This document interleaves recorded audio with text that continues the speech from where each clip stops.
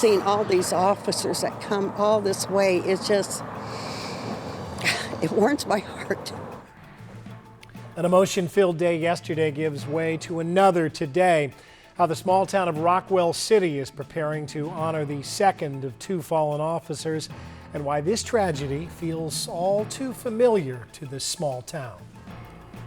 Up for grabs, the White House is in line for new residents, and America gets to pick them today. Find out how long you have to get to the polls and what to watch for as the results start rolling in tonight. Plus, unlike past elections, you may just want to walk to your polling place today. We'll tell you just how pleasant it's going to be outside and when the temperatures finally look to drop. It's Tuesday, November 8th. Today in Iowa starts now. From WHO HD, the local news leader. This is Channel 13 News, Today in Iowa. Well, it's finally here, Election Day 2016. Here is a live look inside a polling location in New York. It's where Hillary Clinton will cast her vote. She was supposed to do it sometime this morning. No word when that will be, and no word where Trump is voting or what time that is going to happen. Of course, polls don't open here in Iowa till 7 a.m., so just about 30 minutes away. But on the East Coast and throughout the country, they have different times when they open. So some of them open at 6, and of course they're already an hour ahead of us. But we know that Donald Trump was up very late last night in Michigan and has been flying all over the place in this final push toward the election. But I'm sure he'll be voting for himself. I think we'll probably go ahead and put him down for a Donald Trump vote there, but we'll have much more on that coming up. But for those of us around here, no reason to stay inside because of any weather concerns today. Jerry Ann, you should be able to get right out there and vote. Yeah, it looks like a decent day once again. We did have a weak cold front cross through overnight. That brought us a wind shift, a trace of rainfall, a few hundredths of an inch in a few locations, but not enough really to add up. 45 degrees right now in Ames, 50 is the latest in Des Moines. It is going to stay dry throughout the afternoon.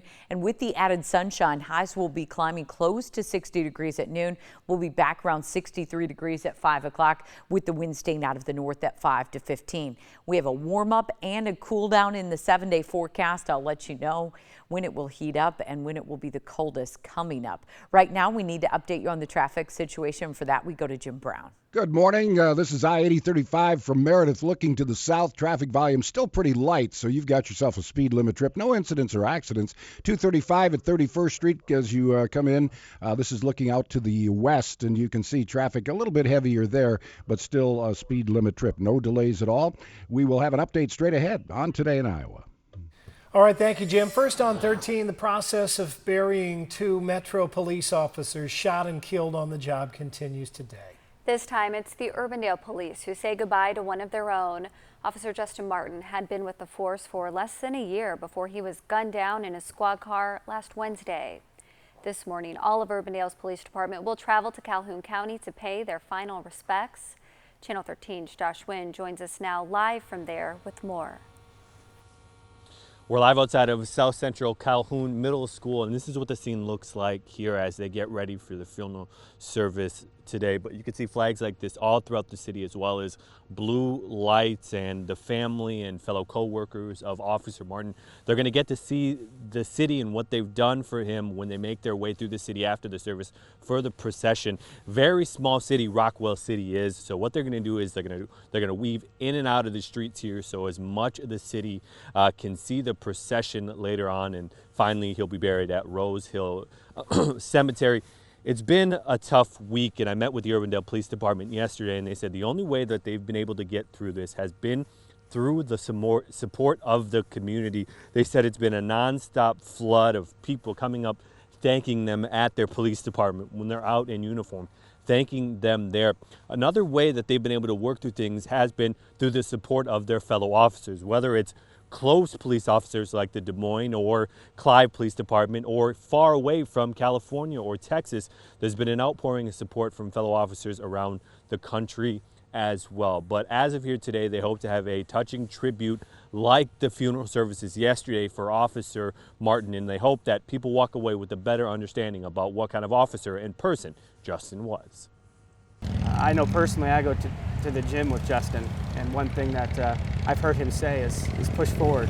push on. And I think right now, I think that's what he's telling us as a department, as a community. We just need to keep pushing on. So the department is very small, only 50 police officers in Urbandale, but it sounds like they're all going to be able to make their way up here today, along with about 1,000 other officers that were in town yesterday for the funeral as well. So it's going to be a busy morning here in Rockwell City. Be sure to go over to our website, WHOTV.com. We're going to have very good coverage of the funeral there, and we'll also be broadcasting it later today as well. Okay, thank you so much, Josh. Obviously a difficult time for this town, especially 3 years ago they lost another officer, Jamie Bunting, in a standoff then. Today's funeral lands just one day after services for the second officer killed in last week's attack. Anthony Beminio was a sergeant with the Des Moines Police Department. He'd been on the force for 11 years.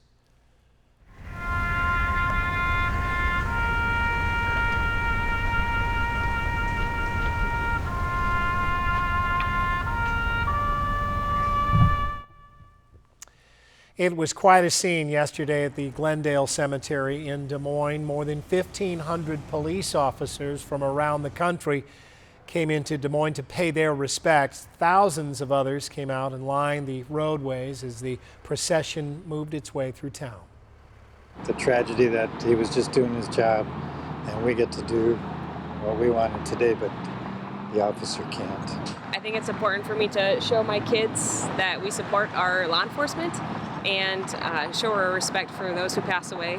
Just to be here to support the men in blue and the first responders and everything that they do. They've had a tough week, and I can't just sit at home and not be a part of that. I just want to say thank you to them.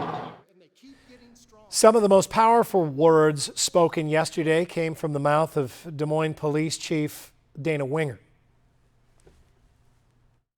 There are police officers in this room today who are more mature and more successful personally and professionally because Tony showed them the way. His character defined him, and our organization is stronger because his legacy of making us better lives on. I am absolutely heartbroken. God bless Tony Beminio. And if you would like to see more from yesterday's funeral, you can head to our website, WHOTV.com. The man accused of the officer's murders remains in custody. Scott Green will be back in court next Monday. But this morning, we are hearing from a man who says he had a strange encounter with Green just days before the murders.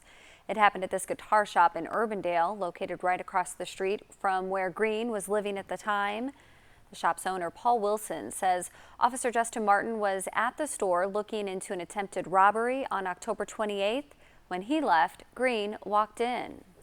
Once the crime team had left, this guy kind of comes across the street and sits down and says, "I'm the guy that kept anybody from taking anything out of here." He said that he had seen the so-called getaway car and had called to have it impounded. And actually I asked the police, and they said that was actually true, that he had called a 911 on a car that was parked the wrong way on the side street. Paul Wilson says Green gave him a strange vibe, but at the time he was grateful.